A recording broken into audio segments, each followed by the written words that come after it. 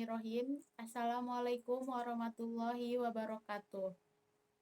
Yang terhormat, dosen pengampu mata kuliah Manajemen Konstruksi, Mas Himalaya Bima Kenzo STMT. Perkenalkan, nama saya Alia Dewi Handayani. Di sini saya akan menjelaskan manajemen konstruksi, konsep, prinsip, dan implementasi. Prinsip-prinsip manajemen konstruksi. Yang pertama ada perencanaan atau planning. Proses menentukan tujuan proyek, membuat jadwal kerja, memperkirakan biaya, serta mengidentifikasi kebutuhan sumber daya. Tujuannya itu mengantisipasi segala kebutuhan dan potensi masalah yang bisa muncul selama proyek berlangsung. Kegiatan utamanya itu menyusun jadwal kerja, estimasi biaya secara detail untuk material, tenaga kerja, dan alat, menentukan urutan kerja dan alokasi sumber daya. Manfaatnya itu mengurangi resiko keterlambatan dan pembengkakan biaya serta meningkatkan efisiensi kerja. Yang kedua, pengorganisasian atau organizing, mengatur dan menyusun struktur organisasi proyek serta penugasan tanggung jawab.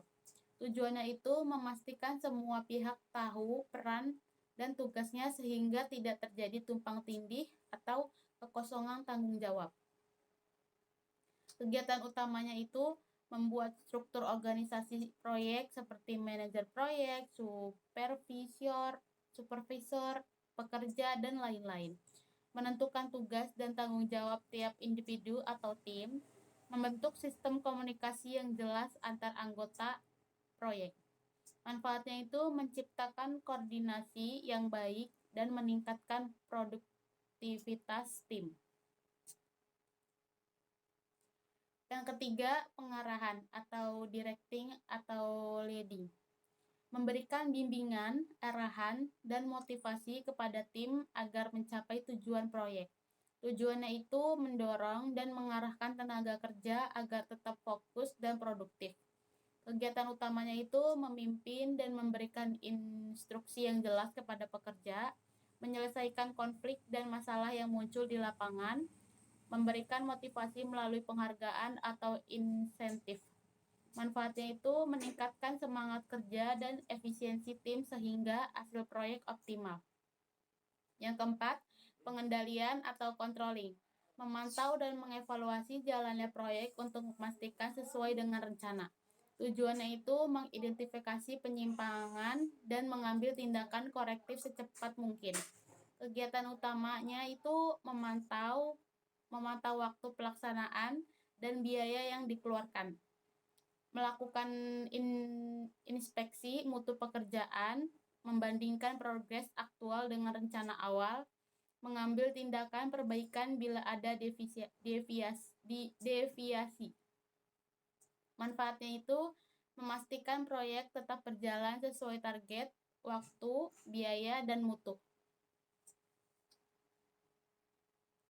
Yang kelima ada koordinasi, mengintegrasikan seluruh aktivitas dan komunikasi antar pihak yang terlibat dalam proyek. Tujuannya itu mencegah tumpang tindih pekerjaan dan menghindari miskomunikasi antar tim. Kegiatan utamanya itu mengatur jadwal kerja semua subkontraktor dan pemasok. Mengadakan rapat koordinasi rutin, memastikan semua pihak saling memahami peran dan tanggung jawabnya. Manfaatnya itu mengoptimalkan kerjasama dan memperlancar pelaksanaan proyek. Yang keenam ada evaluasi dan umpan balik. Penilaian akhir terhadap hasil proyek serta proses pelaksanaannya. Tujuannya itu memperoleh pembelajaran untuk meningkatkan manajemen di proyek berikutnya. Kegiatan utamanya itu membandingkan hasil akhir dengan target awal seperti waktu, biaya, dan mutu.